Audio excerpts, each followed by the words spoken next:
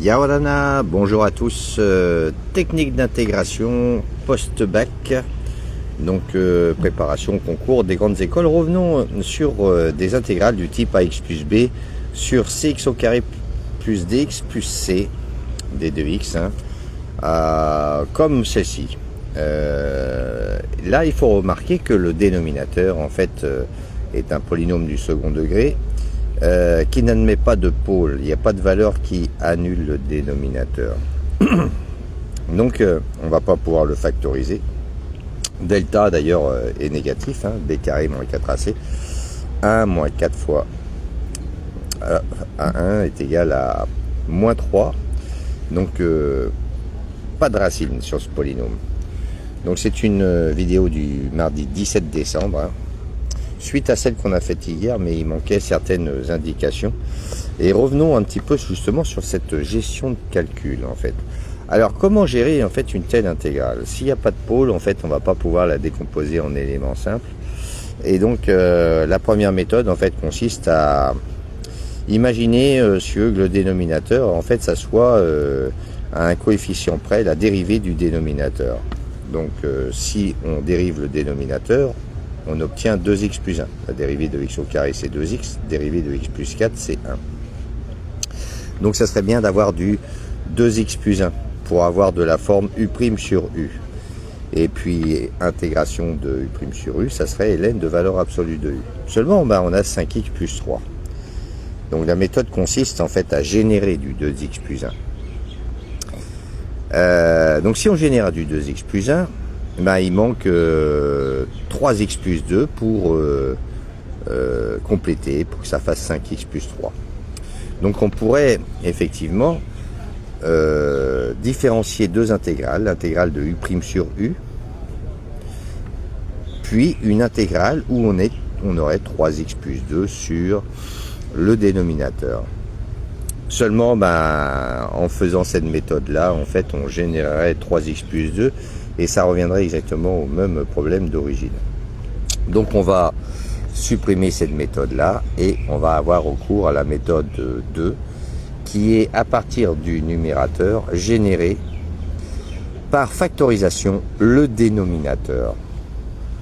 Alors, une petite technique qui met en évidence en fait la gestion des calculs que je fais avec mes élèves, qui est très importante, toute cette partie du fin collège-lycée, qui permet en fait d'amener les choses où on les veut bien. Seulement, prise d'initiative, on veut générer du 2x plus 1. Donc, quel est le coefficient? Par quoi faut-il factoriser 5x plus 3? Eh bien, on va factoriser par 5 demi, non pas 5x plus 3, mais u', c'est-à-dire qu'on veut générer du u', sachant que en développant, le 2 part avec le 2, il va rester du 5x, ce terme-là. Mais si on développe encore, ça va donner plus 5 demi. Donc on a 5 demi en trop. Par conséquent, on l'enlève. Et le terme plus 3, on le rajoute après.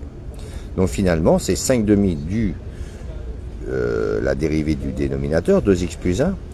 Et si on réduit cela au même dénominateur, ce qui fait 6 moins 5 sur 2.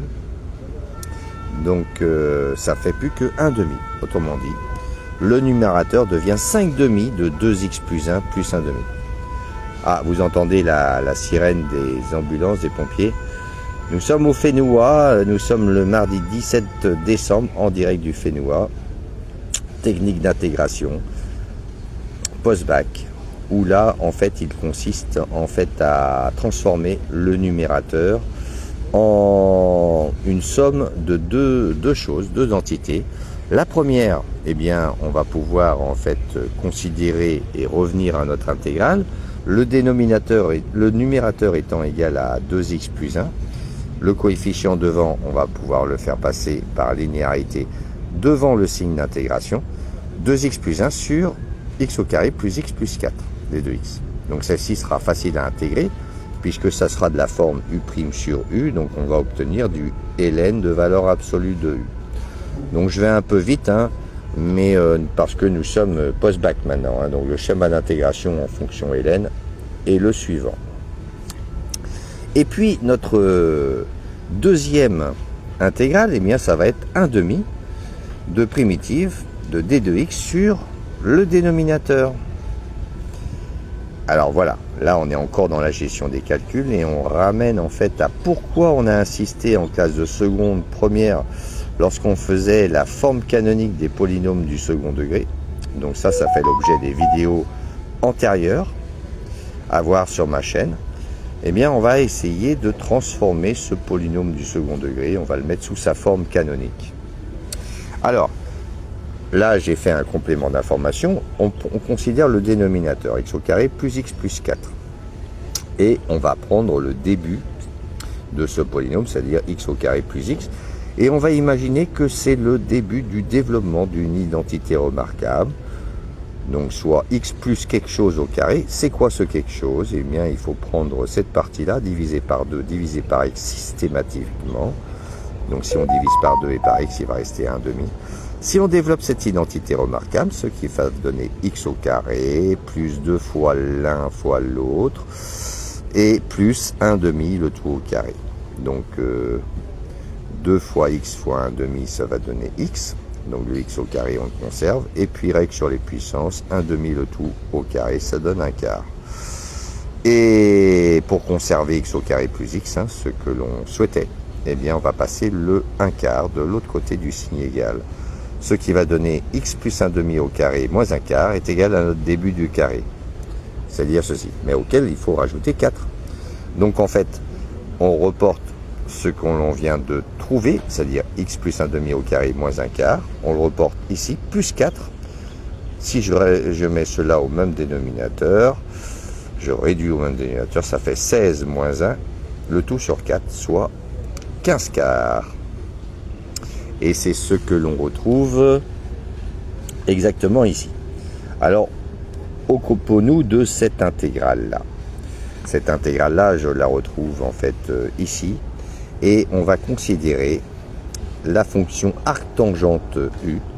C'est-à-dire, on sait très très bien que la primitive de 1 sur u carré plus 1 est égale à arctangente u. Puisqu'on est post-bac, c'est une primitive bien connu. Donc là, ici, on a du d de u sur u carré plus 1.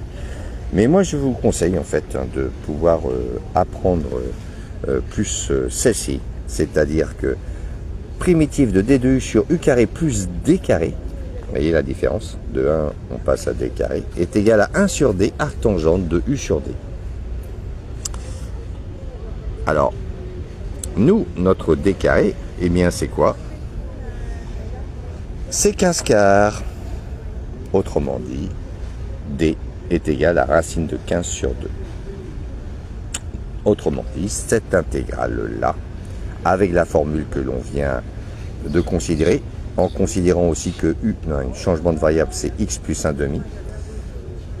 Donc il va y avoir du d de u sur u carré plus d au carré. Eh bien, ça va donner, avec cette formule ici, eh bien, 1 sur d, c'est-à-dire 1 sur racine de 15 sur 2, le 2 remonte au numérateur, avec le coefficient que l'on avait devant notre intégrale, c'est-à-dire 1 demi, le 2 partira avec le 2. Arctangente de u sur d, d étant racine de 15 sur 2, le 2 remonte au numérateur. Et puis u, c'est quoi? Eh bien, c'est x plus 1 demi. Autrement dit, on va avoir, alors racine de 15 sur 15, il vient du fait qu'on a 1 sur racine de 15, donc on multiplie par racine de 15 au numérateur et au dénominateur, ce qui va donner 2 racines de 15 sur racine de 15 au carré, soit 2 racines de 15 sur 15. Donc ça, c'est ce que l'on va obtenir après transformation. Donc finalement, notre intégrale, c'est 5 demi de u' sur u, donc ln de valeur absolue de u. On peut enlever les valeurs absolues puisque cette fonction, on l'a vu, le delta est négatif, donc elle est strictement positive. Plus racine de 15 sur 15, arctangente de 2 racines de 15 sur 15, facteur de x plus 1 demi. Donc voilà, j'espère qu'on a été suffisamment explicite. Donc prépa concours, grandes écoles, d'entrée aux grandes écoles, technique d'intégration. Donc nous sommes post-bac, une intégrale du type ax plus b d 2x sur cx au carré plus dx plus e. Une intégrale de ce type-là où le dénominateur n'admet pas de pôle. Merci à tous, passez une excellente journée, un joyeux Noël. N'oubliez pas de liker et de partager si vous avez aimé. Nana.